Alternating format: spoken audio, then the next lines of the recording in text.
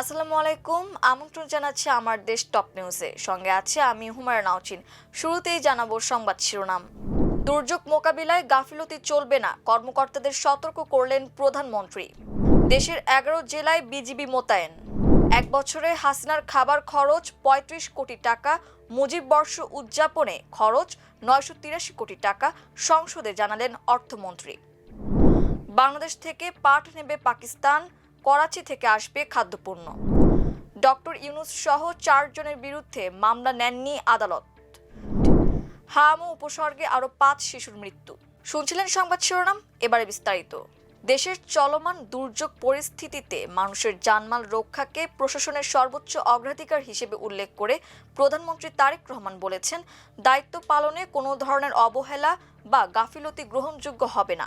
রোববার দুপুরে 8 বিভাগের বিভাগীয় কমিশনার, পুলিশের ডিআইজি, জেলা প্রশাসক, পুলিশ সুপার, সিভিল সার্জন এবং মাঠ পর্যায়ের প্রশাসনের সংশ্লিষ্ট কর্মকর্তাদের সঙ্গে অনুষ্ঠিত এক ভার্চুয়াল সভায় তিনি এ নির্দেশনা দেন। সভায় প্রধানমন্ত্রী বলেন, টানা বৃষ্টির ফলে সৃষ্ট জলাবদ্ধতায় ক্ষতিগ্রস্ত মানুষের নিরাপত্তা নিশ্চিত করতে হবে। একই সঙ্গে দ্রুত ত্রাণ বিতরণ, চিকিৎসা সেবা পৌঁছে দেওয়া এবং পরিস্থিতি মোকাবিলায় সব সংস্থার মধ্যে কার্যকর সমন্বয় রেখে সর্বোচ্চ সতর্কতার সঙ্গে দায়িত্ব পালনের নির্দেশ দেন তিনি। এ সময় সরকার প্রধান ক্ষতিগ্রস্ত মানুষের কাছে দ্রুত শুকনো খাবার, বিশুদ্ধ পানীয় জল, শিশু খাদ্য, প্রয়োজনীয় ওষুধ এবং চিকিৎসা সেবা পৌঁছে দেওয়ার ওপর জোর দেন। পাশাপাশি আশ্রয় কেন্দ্রগুলোতে নিরাপদ পরিবেশ, পর্যাপ্ত স্যানিটেশন, বিদ্যুৎ এবং যোগাযোগ ব্যবস্থা সচল রাখার নির্দেশনা দেন। নারী, শিশু, প্রবীণ, প্রতিবন্ধী ব্যক্তি এবং গর্ভবতী নারীদের জন্য বিশেষ স্বাস্থ্যসেবা ও নিরাপত্তা নিশ্চিত করার কথাও তিনি উল্লেখ করেন। আইনশৃঙ্খলা পরিস্থিতি স্বাভাবিক রাখতে সংশ্লিষ্ট বাহিনীকে সর্বোচ্চ সতর্ক থাকার নির্দেশ দিয়ে প্রধানমন্ত্রী বলেন, দুর্যোগের সুযোগ নিয়ে যেন কোনো অসাধু চক্র চুরি, ডাকাতি, ত্রাণ আত্মসাৎ, মজুতদারি বা অন্য কোনো অপরাধে জড়াতে না পারে সে বিষয়ে কঠোর নজরদারি রাখতে হবে। একই সঙ্গে ত্রাণ বিতরণের স্বচ্ছতা ও জবাবদিহি নিশ্চিত করে প্রকৃত ক্ষতিগ্রস্তদের অগ্রাধিকার দেওয়ার নির্দেশ দেন তিনি। টানা কয়েকদিনের ভারী থেকে অতি ভারী বৃষ্টিতে সৃষ্ট বন্যা পরিস্থিতিতে উদ্ধার তৎপরতা, আশ্রয়ের ব্যবস্থা, ত্রাণ সামগ্রী বিতরণ ও চিকিৎসা সহায়তায় 11 জেলায় বিজিবি মোতায়েন করা হয়েছে। জেলাগুলো হলো বান্দরবান, কক্সবাজার, রাঙামাটি, খাগড়াছড়ি, চট্টগ্রাম, ফেনী, সিলেট, হবিগঞ্জ, সুনামগঞ্জ, নেত্রকোনা ও জামালপুর।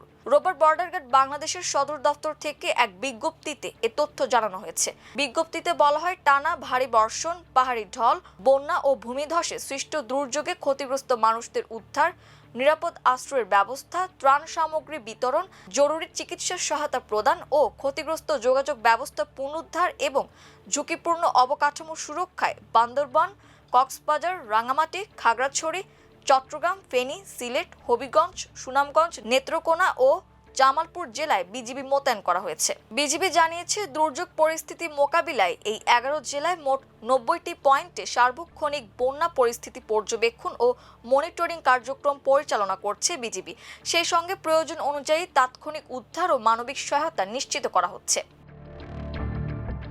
মুজিব বর্ষ পালন উপলক্ষে প্রতিটি জেলা ও উপজেলায় বিভিন্ন ধরনের কর্মসূচি বাস্তবায়ন এবং শেখ মুজিবের ছবি ও বেদি তৈরি, বিভিন্ন সরকারি অফিসে ব্রোঞ্জ, তামা, মার্বেল পাথরের মূর্তি বানাতে এবং রাষ্ট্রীয়ভাবে সময় গণনার ডিজিটাল বোর্ড তৈরিতে সব মন্ত্রণালয় ও বিভাগ কর্তৃক সর্বমোট 982 কোটি 91,74,000 টাকা ব্যয় করা হয়েছে। একই সঙ্গে অর্থমন্ত্রী জানান, সাবেক প্রধানমন্ত্রী শেখ হাসিনার এক বছরের খাবার বাবদ ব্যয় হয়েছে প্রায় 35 কোটি টাকা।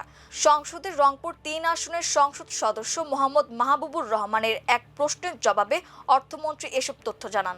এদিকে রাষ্ট্রায়ত্ত 9 ব্যাংকের খেলাপি ঋণের পরিমাণ 1,88,701.75 কোটি টাকা বলে জানিয়েছেন অর্থমন্ত্রী। সংরক্ষিত নারী আসনে জামায়াত দলীয় সংসদ সদস্য সাবিকুন নাহারের প্রশ্নের জবাবে এ তথ্য জানান অর্থমন্ত্রী।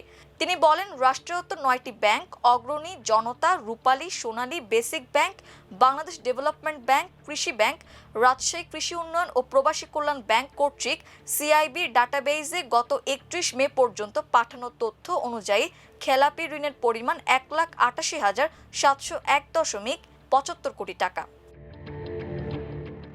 খাদ্যপণ্য বাণিজ্য সহজকরণ করতে সম্মত হয়েছে পাকিস্তান ও বাংলাদেশ সরকার।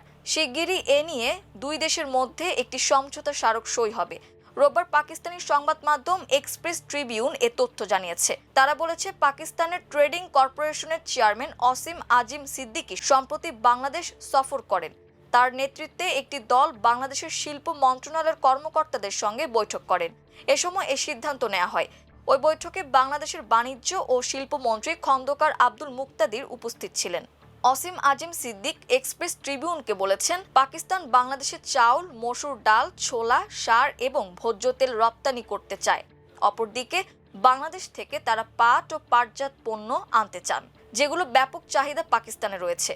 এছাড়া আন্তর্জাতিক বাজার থেকে বাংলাদেশ যেন ভালো দামে পণ্য পায় সে ব্যাপারে সহযোগিতা করতেও পাকিস্তানের পক্ষ থেকে প্রস্তাব দেওয়া হয়েছে বলে জানিয়েছেন তিনি। ওই বৈঠকে দুই দেশ বাংলাদেশ পাকিস্তান জয়েন্ট ওয়ার্কিং গ্রুপের কাজ ত্বরান্বিত করতেও সম্মত হয়েছে। এর অংশ হিসেবে দুই দেশ আরও বাণিজ্য দল পাঠাবে এবং কৃষি ও শিল্প ক্ষেত্রে যৌথভাবে কাজ করবে।